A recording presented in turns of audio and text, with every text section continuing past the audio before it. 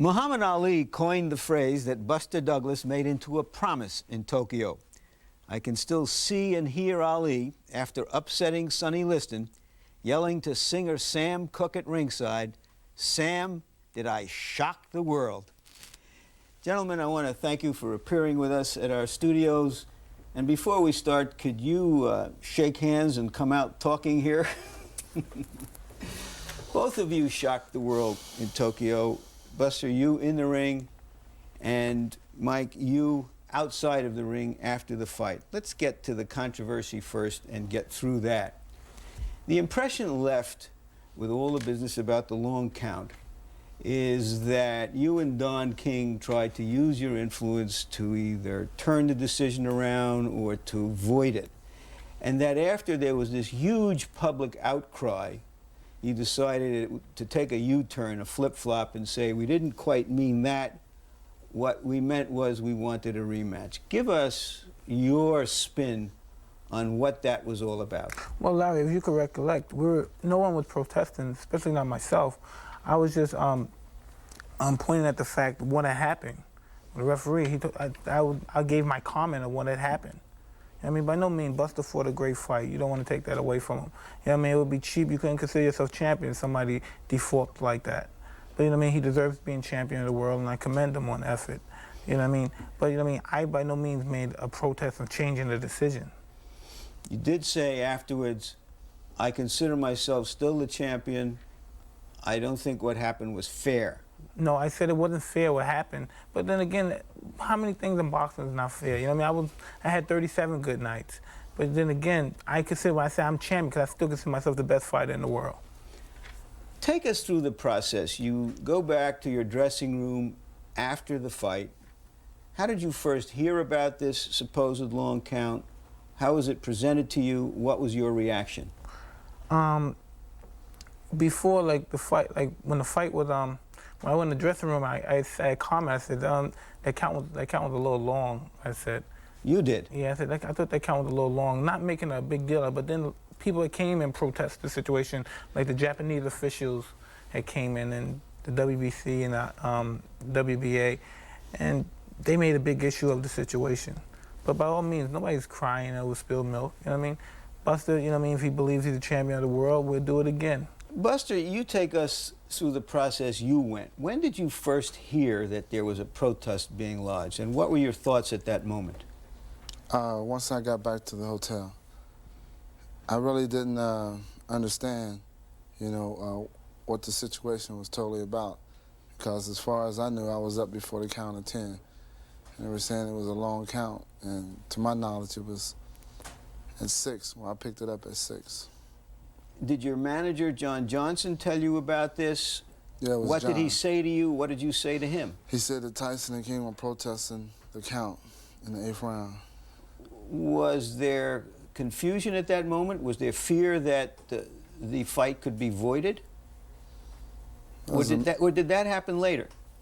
No, it was, well, yeah, it was confusion. I didn't know exactly what the deal was, because all I was concerned with was getting my belts. When you heard that the WBA and the WBC were withholding judgment on the entire fight, were you afraid that there was some political thing going on here that would cost you your victory?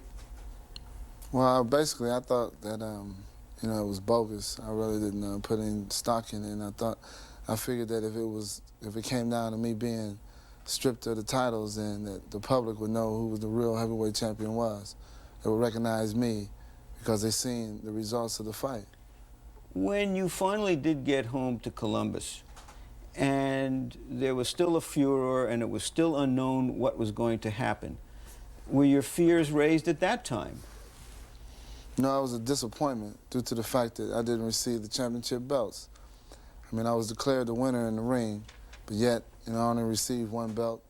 And then once I received the belt and got back to the hotel, they said that it was being protested and that the WBC and the WBA wasn't sanctioning the fight. Did it ruin the party for you? Did it ruin the best time of your life in some way? In one respect, it did. In another, the victory itself was I still felt that I won the fight, but it was just that it wasn't completed.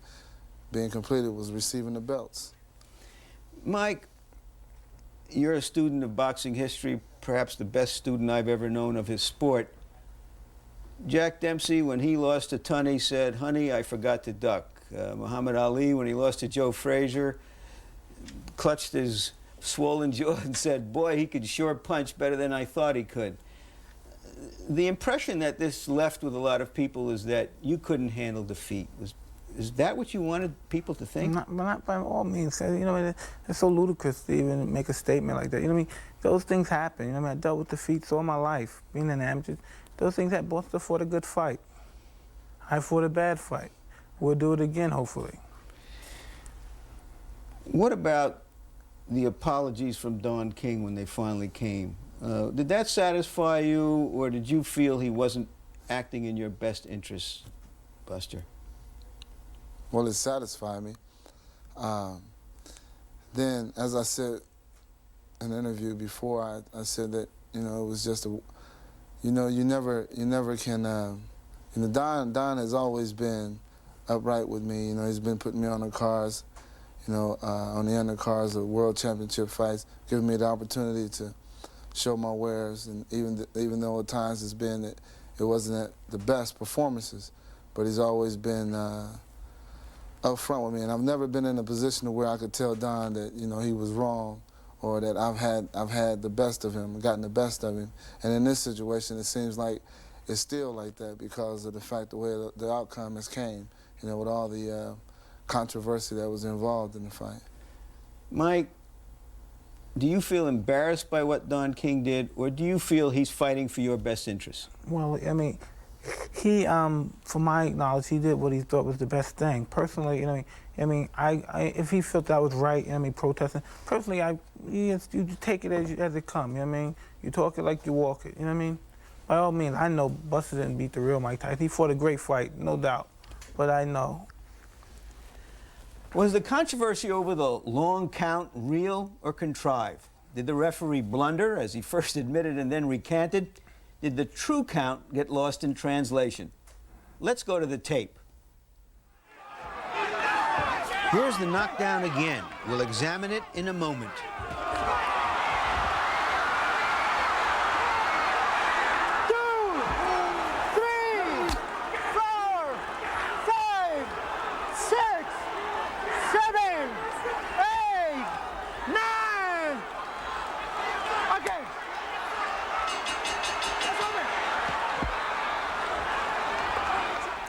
First, it's clear from this slow-motion replay that the knockdown timekeeper and the referee aren't synchronized.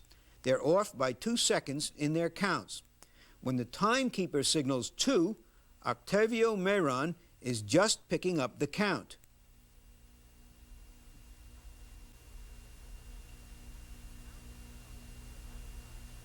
Now, if you notice the elapsed time of the knockdown, it's just under 14 seconds. But we'll show you later why the referee, in the context of common practice in boxing, performed normally. He did not err. Second, the question of whether Buster Douglas could have gotten up earlier in the count. At Meyran's count of 2, Douglas bangs the canvas with his glove in disgust for getting careless, seemingly coherent.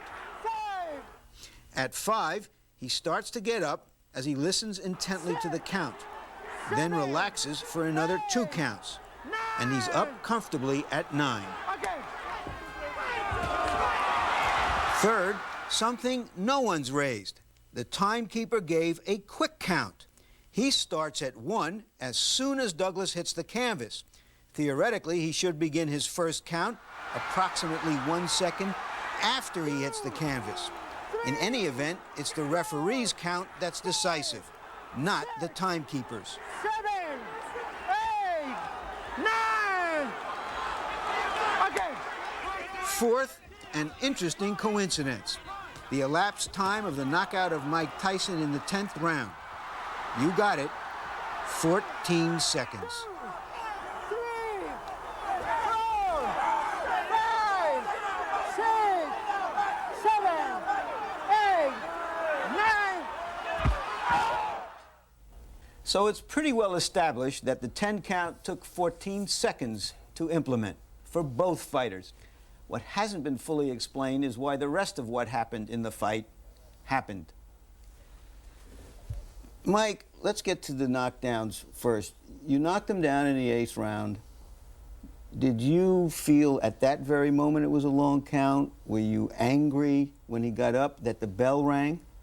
Well, somebody had told me, I guess it was my trainers, was saying, because I was watching the count, and he said the fight was over. He stopped him. You know what I mean? Because I saw he was hitting the rope and he was jumping. You know, but I noticed it didn't happen. And you're in the wrong. I'm in the wrong position to complain because regardless if it was a long count or not, regardless, those things happen. Were you frustrated that the bell rang, that you didn't have a chance to finish him? Well, it took me by all at first, yeah. What about you? If that happened in the middle of the round, Buster, did you have enough left to survive? Yeah, I wasn't hurt. I just basically, I was off balance, and I just went back, fell back. But because if you see the tape when I hit the canvas, I was upset with myself of not being in the right position.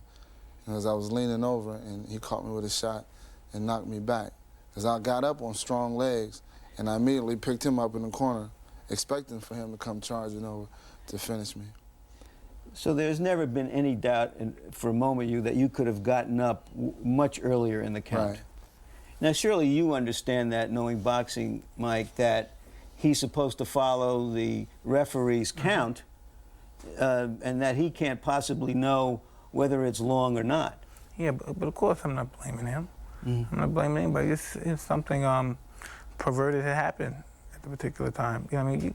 You can't cry. You can't cry over things like that. Cause what about your knockdown, Mike? Were you shocked at this end, as other people were shocked, finding yourself on the canvas, reaching for your mouthpiece?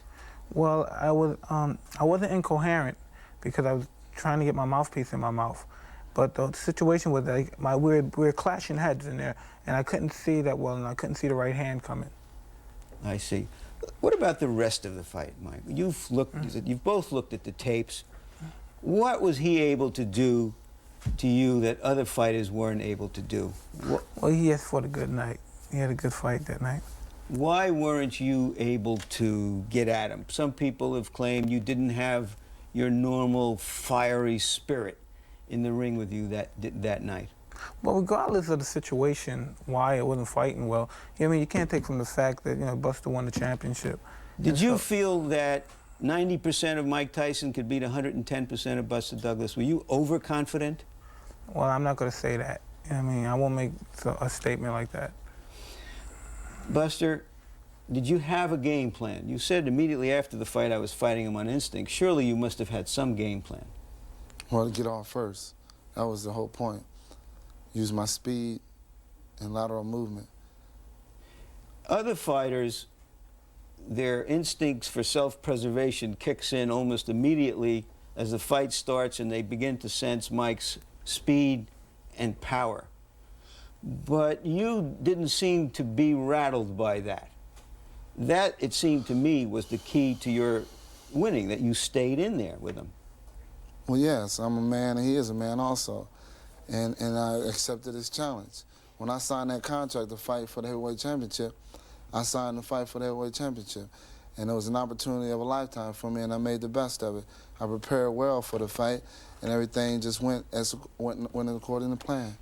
You keep hinting here, Mike, that this was not the Mike Tyson. Were you in the best shape you could be in? I've read now that you may have been 10 to 20 pounds over your fighting weight a few weeks before the fight, that maybe you weren't as disciplined in your food and drink as you normally would be before a fight. Were you as focused as you should have been?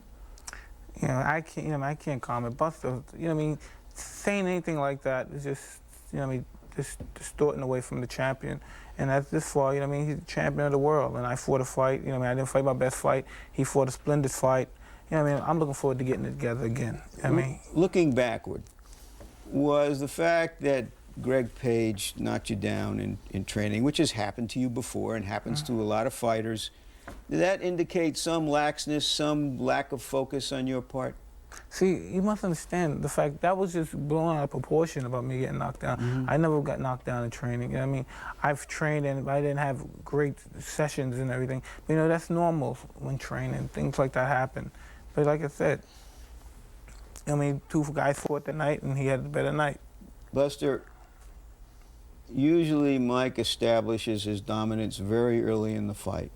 Could you see anything different in the first round, second, third rounds, that he knew suddenly that he wasn't going to be dominant? Could you sense anything or see anything in his eyes? No, because he continued to come in. He continued to, you know, make his attack. He never stopped fighting. It was nothing that I seen that where, you know, I felt that I was in control. You know, I felt, if anything, in the 8th round, I started admiring my work, admiring the fact that I was in there, you know, doing so well, and got caught with a shot. I had a little relaxed moment, and I think it cost me for that knockdown. But other than that, no, I never sensed seeing how Mike was, you know, had started faltering, because he was strong throughout the fight. He took good shots, and he kept fighting. He never once, you know, seemed to be where he was giving up. Now we want to show you some startling footage that shows that history repeats itself and that the 10 count isn't what any of us thought it was, and until now had no reason to question. September 22nd, 1927, Soldier Field, Chicago. The rematch of the champion Gene Tunney and Jack Dempsey, a part of the mythology of boxing. Because Dempsey had hovered over decked opponents throughout his career, a new rule was in force. When a fighter was knocked down, the count would begin only when the other fighter goes to a neutral corner.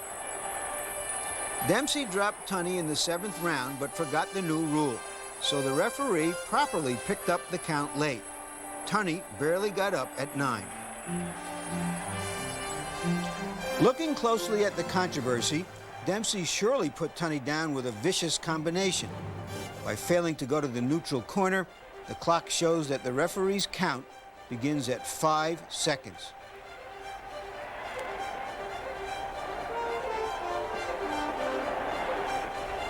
The crucial sidelight to this controversy is that at the count of 4, Tunney is clearly looking at the referee, ready to continue. 9 seconds of real time had elapsed on the clock. The clear-headed Tunney could have gotten up and gone on.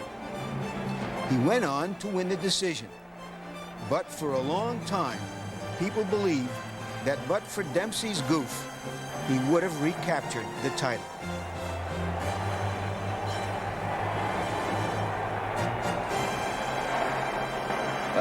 What about that Gene Tunney long count? Would that be in?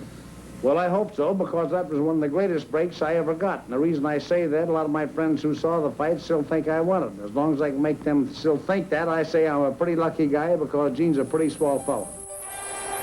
Under the scrutiny of today's technology and media, the myth would have been dispelled much earlier. 63 years after that celebrated incident, Tunney's stare at the referee was duplicated by Buster Douglas. 5, 6. The rule: when a contestant is knocked down, the referee shall audibly announce the count as he motions with his right arm downward, indicating the end of each second of the count. If the contestant taking the count is still down when the referee calls the count of 10, the referee will wave both arms, indicating that the contestant has been knocked out. The letter of the rules present a paradox between the count of the referee and the count of some imaginary timepiece that neither he nor the timekeeper uses in the heat of battle.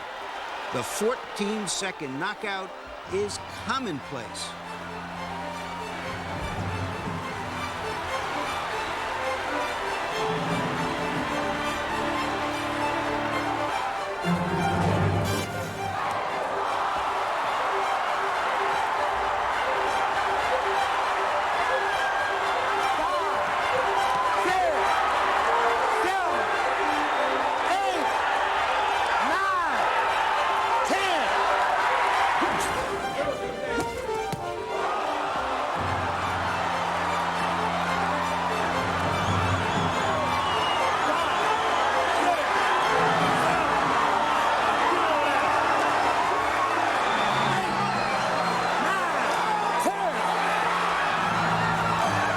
So Octavio Meyron was doing in Tokyo just what comes naturally to all referees.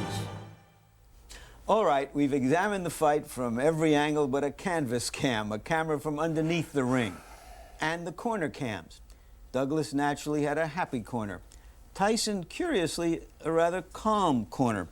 Mike, did you know you were in trouble in this fight? Was your corner alerting you to the fact that you were falling behind and that you needed to do something fierce and dramatic? Well, I never think about that. I never have that in my mind. I mean, thinking about being behind. It was a tough fight, and I had to come back and fight hard.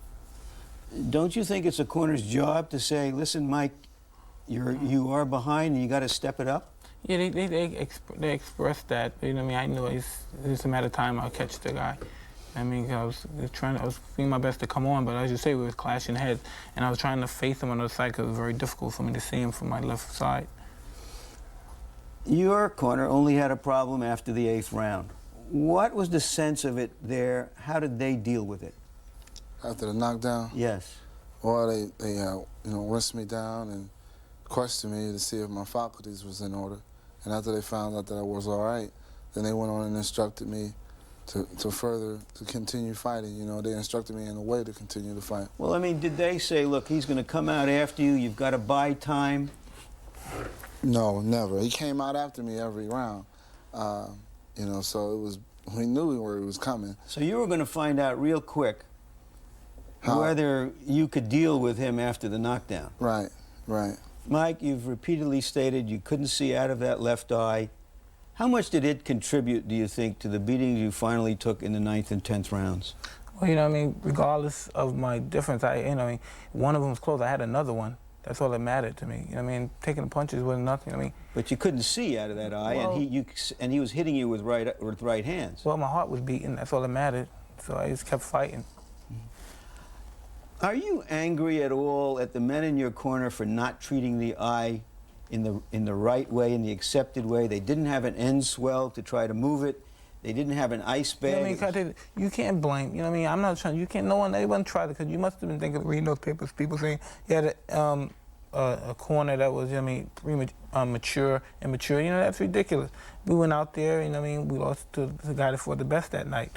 But there was no reason. Regardless, so what? If you got your eyes closed, you got one eye. You have another one. Use that one. You fight to the finish, man. You can't make no excuses. Perception out there is that you have surrounded yourself with some affable fellows who you like and who like you and make you feel good, but that they don't have the authority to drive Mike Tyson to the furthest point in training to really move him. Is that an accurate picture? No, and that's a ridiculous insult on behalf of my intelligence, because the people that I have involved in me, the people that I trust, and people are basically my childhood friends, John Horn and Rory Holloway. You can't blame them. You can't look for somebody to blame or something. Because they're young and inexperienced. They're on the job training. No, what the charge is that you're at fault for not bringing more professional guys that could push you. What, bring somebody that comes in like a week before the fight and train me or something? That's ridiculous. Well, that's ridiculous. The people that I'm with, I'm very comfortable with. It's just that out of 37 fights, I had 37 good nights, and at the 38th, I had one bad night. There's no means, no doubt in my mind, regardless of his decision, he'd run around, run off with his mouth saying he's gonna fight, make me wait, or his manager make me wait, he's gonna fight. Regardless of who he fights, I'm gonna get my title back. Regardless. If he fight Holyfield and Holyfield, I'm going to get it back from Holyfield, regardless. Buster, we've talked about Mike's conditioning, yet you were sick for a week and a half before the fight, and you're never famous for being in top condition. How did that affect you? Well, it had no effect, I guess. I went out there and fought the best fight I could. Like I said, I signed the fight for the heavyweight championship. It's a dream Weren't you taking penicillin and other drugs? I was taking penicillin and antihistamine and some this mouthwash to gargle from my throat because I had inflamed.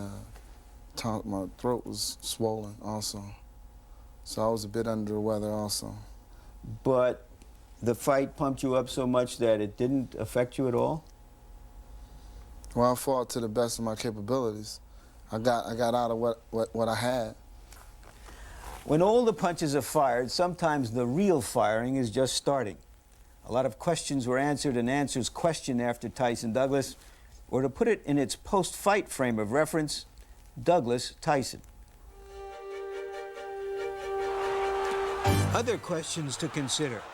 Should a fighter who has been so thoroughly beaten as Tyson was take an immediate rematch?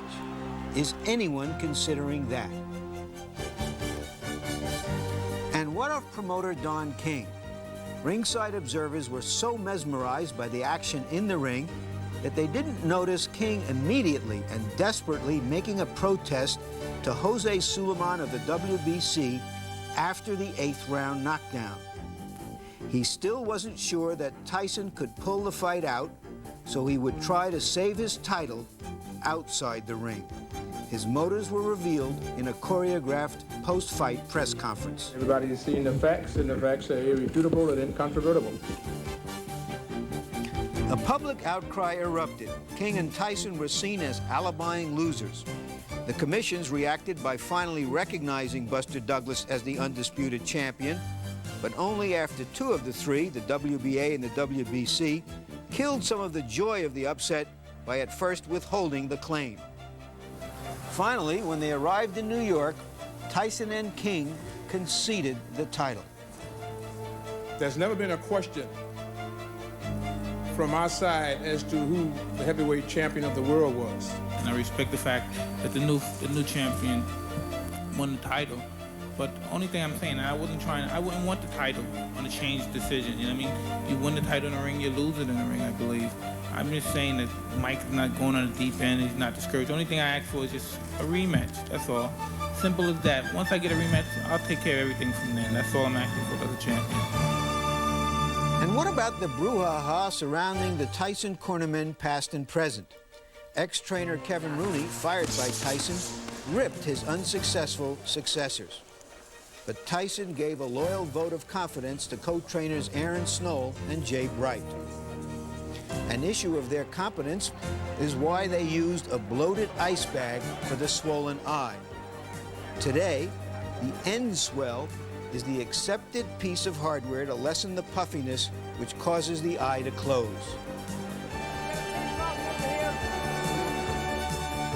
But don't expect changes in Tyson's corner.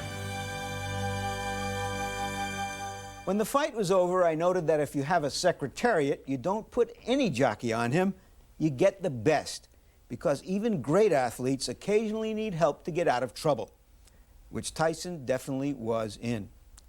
Here with us to discuss that trouble and his corner and other aspects of the fight are Gil Clancy, the boxing commentator for CBS in Madison Square Garden, a former trainer and manager and promoter, and Angelo Dundee, who also has spent 1,001 nights in corners.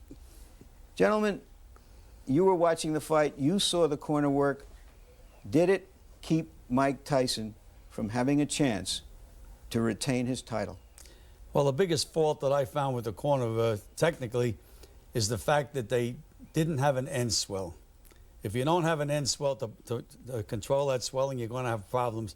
Then they tried to do it with an ice bag, and what they forgot to do, when you have an ice bag, you pack it tight with ice. But when it's there, air gets in it, and water, the ice melts. So what you have to do between each round, you have to unscrew the top and take the water out so that you have a real tight fit when you put that ice up against that swelling and try to work it out. You know, end swell is not that new a thing. Before end swell, we used to use a silver dollar. And I was always more effective in a corner because I'd always have that silver dollar. This guy couldn't go for more than half a buck. You were setting us up there, Gil. Angelo, 9th and 10th rounds, Tyson caught a lot of punches because his eye was closed. Yet he still had enough power to have knocked him down in the 8th. Did he still have a chance to win that if his eye wasn't as bad? I don't think the eye was that big a deal, really. I don't think it actually closed. The only comment I got to make about the eye, that it was just whatever he had, that abortion he had in the corner, he just held it against the eye. Well, you don't get a swelling out of an eye if you don't move it away from the eye. That was not enough. We used ice bags much longer than before we used end swell. Do you think that he was alerted clearly enough to the trouble he was in and motivated to go out there and do anything about it? Well, you know, Angelo in the fight when Sugar Ray Leonard fought Tommy Hearns the first time, I have to give Angelo all the credit in the world because he told Ray Leonard, "You're blowing the fight, son."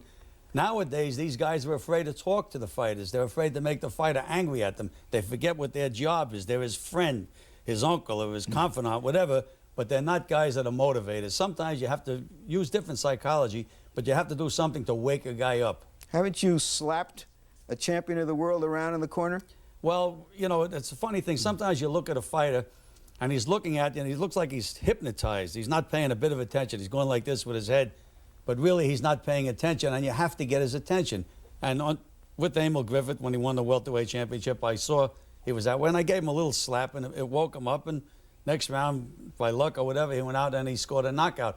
But you have to do different things to motivate fighters. You just can't let it go round after round at the same pace if you're losing.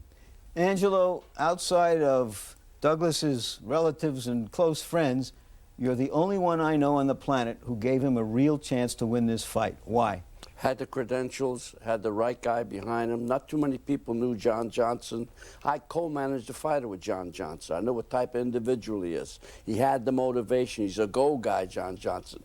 And I knew Douglas, strong, tough, 6'4", good left hand, mobility. He got motivated by John Johnson. There's different folks for different strokes. You were talking about the corner job. Snow was a competent guy, but you know what was wrong? He worships at Tyson's shrine. I don't worship my fighters. I'm there to try to ad-lib something. I never know what the heck I'm going to do. In fact, you know, sometimes I've used some stuff, you know, that they beat me out a little bit, but you do whatever you got to do to get your fighter up. And the one time when I saw Tyson in the corner and his head was down, I blew my stack. Because I'd have told him, get your stinking head up, you're a world champion. Because that would have blew my stack. Was Mike Tyson in shape in your judgment? Can you see? Well, you know, I think Mike Tyson, his weight was down. He was 220 pounds. But you can train for 2 months or 3 months, but it's what you've been doing for the last year or so. And I think a lot of Tyson's loose living caught up with him on that night. Let's go to a rematch. Forget the money. The man has just taken a beating. You're his trainer. Do you want him to get back in the ring with the same guy who just gave him a beating 4 months or 6 months later?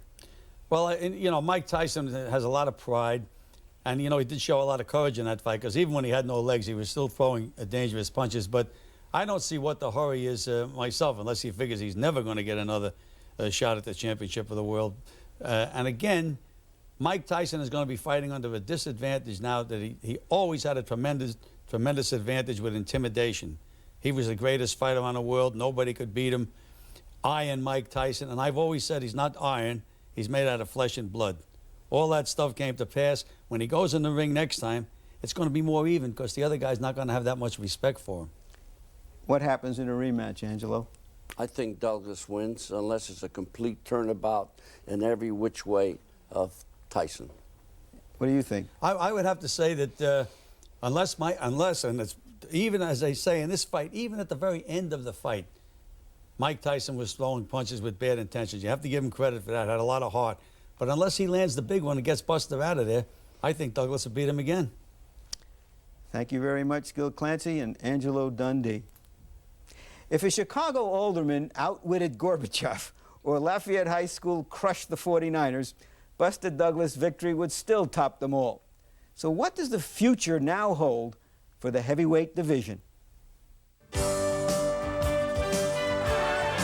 Douglas is in a position to dictate.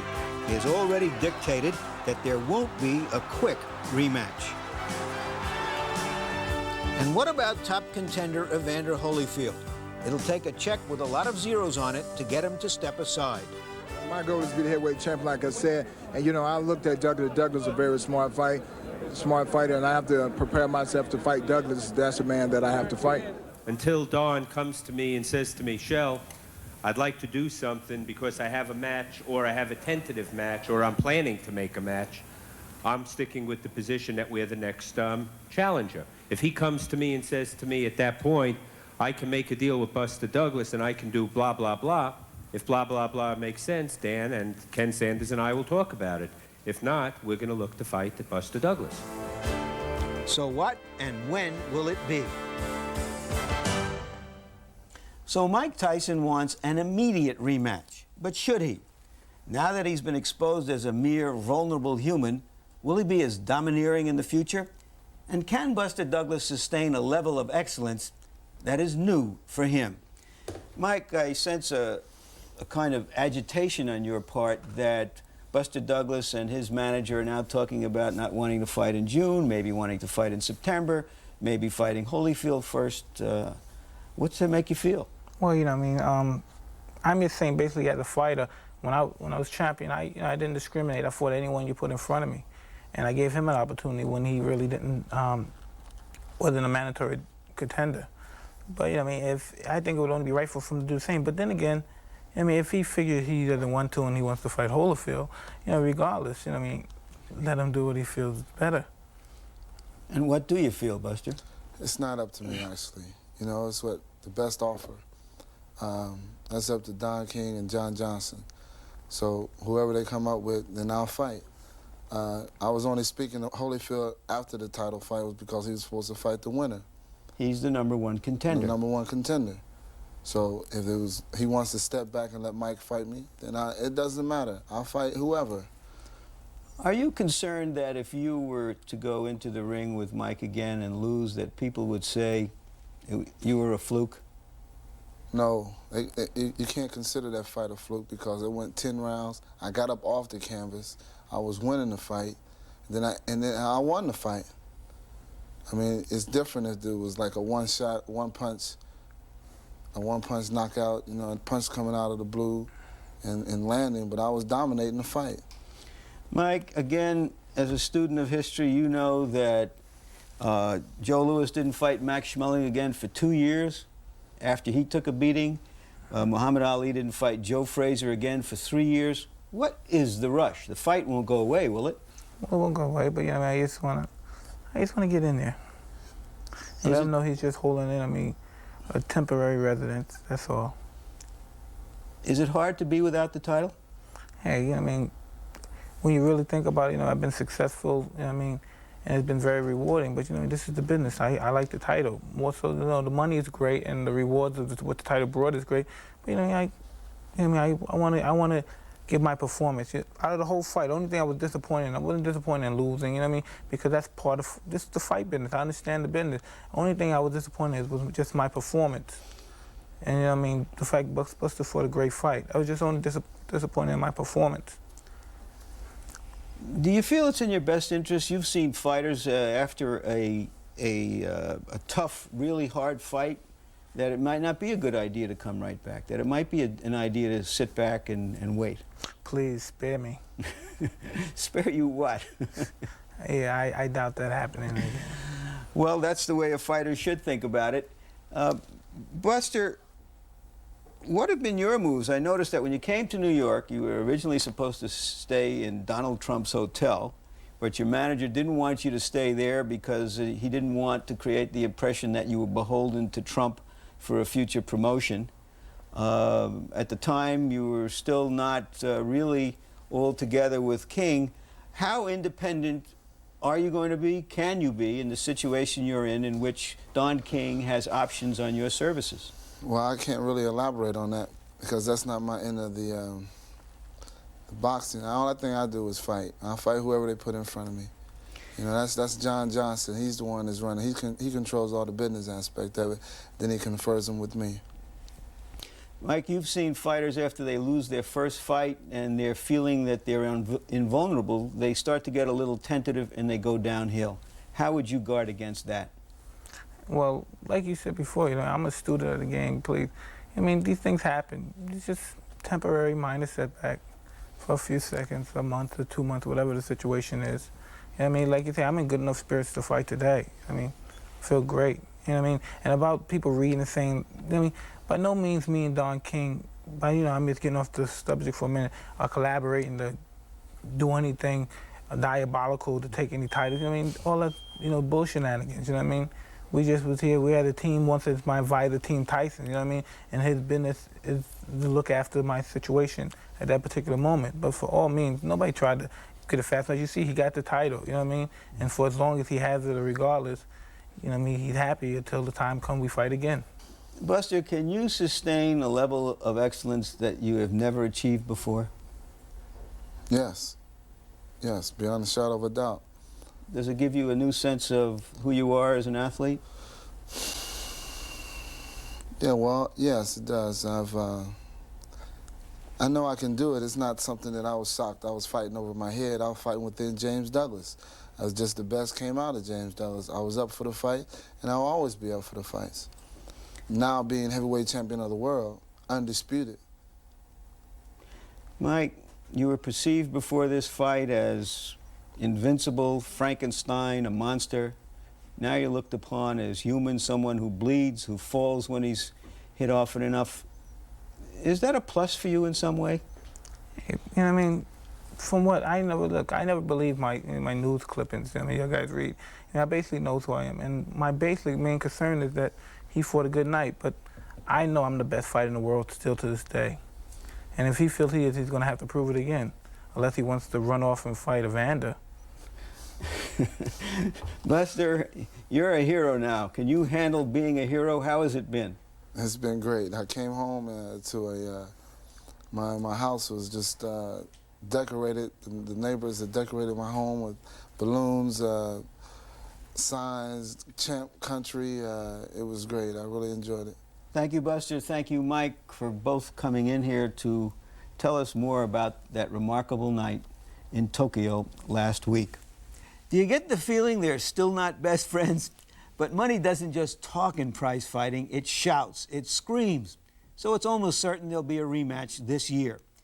If I managed Buster Douglas, I'd say to him, whoopee, we're going to make so much money, our grandchildren will be able to retire on it. But let's not rush into anything. Don't let the money men stampede us. Now you're a hero. Let's kick back for 6 months and enjoy it. And this is exactly what his manager, John Johnson, is saying to him. If I were managing Mike Tyson, however, I'd take a different tack. I'd say to him, Mike, you just took a beating. I think you'll beat him up next time.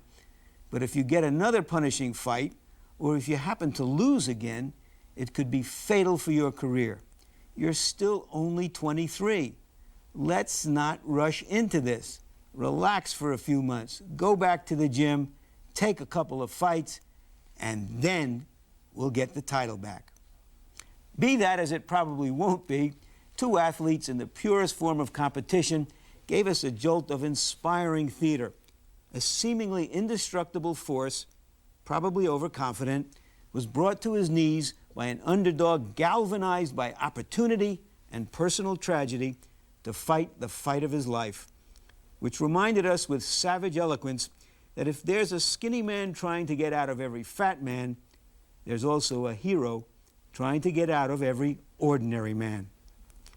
For Jim Lampley, Sugar Ray Leonard, and the HBO staff, I'm Larry Merchant.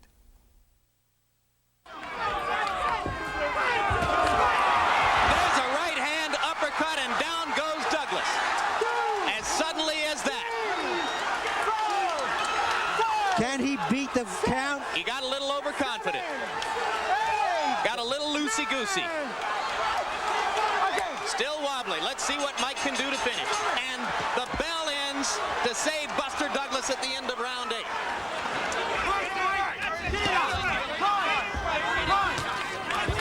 Oh, the uppercut. What an uppercut by Douglas, and down goes Tyson. 2, 3, 4, 5, 6, 7, 8. It's over. It's over. Mike Tyson has been knocked out. Unbelievable. Say it now, gentlemen. James Buster Douglas, undisputed heavyweight champion of the world. Be sure to join us for our next telecast of World Championship Boxing, a unification fight between two champions. Julio Cesar Chavez takes on Meldrick Taylor, live Saturday, March 17th at 10 p.m. Eastern Time, right here on HBO. The executive producer of HBO Sports and the producer of Tyson vs. Douglas is Ross Greenberg. Tonight's telecast was directed by Mark Payton. The replay producers were Rick Bernstein and Michael J. Whalen. The feature producer was Dave Harmon. The associate producer was Brian McDonald. The assistant to the producers were Kendall Reed and Kirby Bradley. The production manager was Russ Gabay, and the technical supervisor, George Wenzel.